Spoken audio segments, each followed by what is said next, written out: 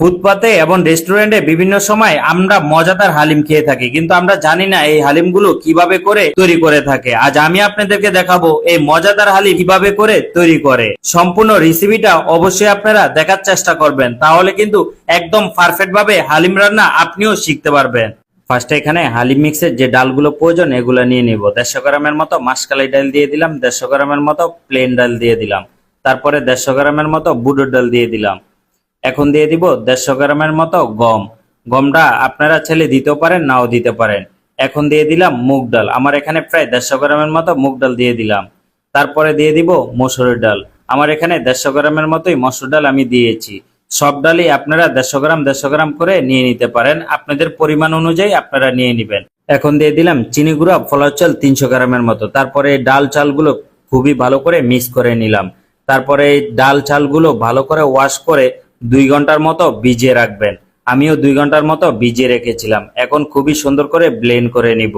আর blend করার সময় অবশ্যই অল্প একটু পানি দিয়ে আপনারা আড়াভাঙ্গা করে ব্লেন্ড করে নেবেন, একদম ফিনিশিং করবেন না আপনারা। আমার সবগুলো ডাল চাল ভালো করে মিক্স করে এখন একটা হাঁড়ির ভিতরে নিয়ে নিলাম।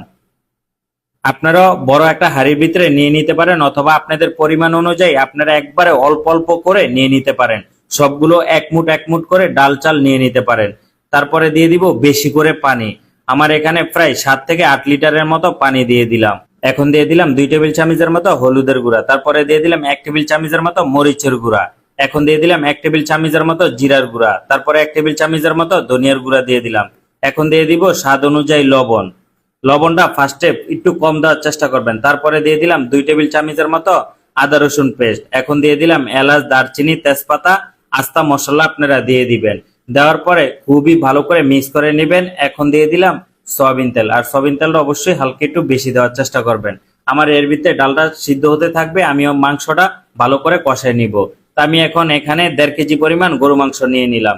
তারপরে দিয়ে দিলাম হলুদ, লবণ, মরিচের গুঁড়া, আপনাদের পরিমাণ অনুযায়ী আপনারা দিয়ে দিবেন। এখন দিয়ে দিলাম জিরার গুঁড়া, তারপরে দিয়ে দিলাম ধনিয়ার গুঁড়া, এখন দিয়ে দিলাম গরম মশলা 1 টি চামচের মতো, তারপরে দিয়ে দিলাম অল্প একটু হোয়াইট পেপার, তারপরে দিয়ে দিলাম সয়াবিন তেল, আমার এখানে প্রায় 150 গ্রামের মতো সয়াবিন তেল দিয়ে দিলাম।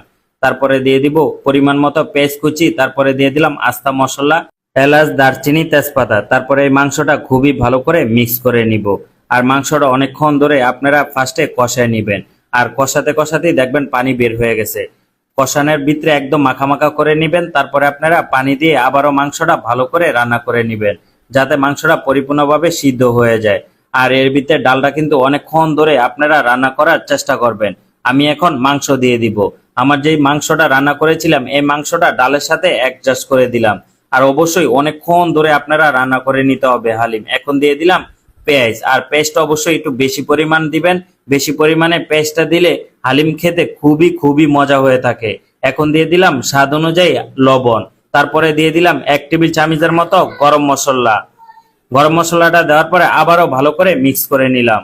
এখন দিয়ে দিলাম অল্প একটু বিট লবণ, তারপরে দিয়ে দিলাম লেবুর রস। এখন দিয়ে দিব ভিনিগার, 2-3 টেবিল চামচের মতো ভিনিগার আপনারা দিয়ে দিবেন। তারপরে আবারও খুবই ভালো করে মিক্স করে নেবেন। এমনকি এই হালিমটা অনেকক্ষণ ধরে আপনারা রান্না করার চেষ্টা করবেন, তাহলেই দেখবেন পারফেক্ট হালিম থেকে গ্রান চলে আসবে। এখন বাগার দিয়ে দিব। অবশ্যই বাগারের সময় তেলের পরিমাণ অনেক বেশি দিবেন। তারপরে পেঁয়াজ কুচি আর রসুন কুচি দিয়ে দিবেন। দেওয়ার পরে পেঁয়াজ আর রসুন কুচিটা ভাজা ভাজা হয়ে গেলে এখানে 1.5 টেবিল চামচের মতো শুকনো মরিচের গুঁড়া দিয়ে দিবেন। আর শুকনো মরিচটা গুঁড়া দেওয়ার সাথে সাথেই আপনারা বাগারটা সুন্দর করে দিয়ে দিবেন। হালিমের মেইন কিন্তু এই বাগারটা। এই বাগারটা দেওয়ার সাথে সাথে আপনারা ঢাকনাটা লাগিয়ে দিবেন, তাহলেই দেখবেন হালিমের একদম পারফেক্ট যে গ্রানটা, এই গ্রানটা চলে আসবে। হালিমের বেস্ট হলো এই বাগারটা। এই বাগারটা যত ভালো করে দিবেন ততই হালিমটা খেতে মজা লাগবে। আর এভাবেই করে আমরা রেস্টুরেন্টে এই হালিমটা তৈরি করে থাকি। ভিডিওটা ভালো লাগলে অবশ্যই ফলো দিয়ে পাশে থাকবেন।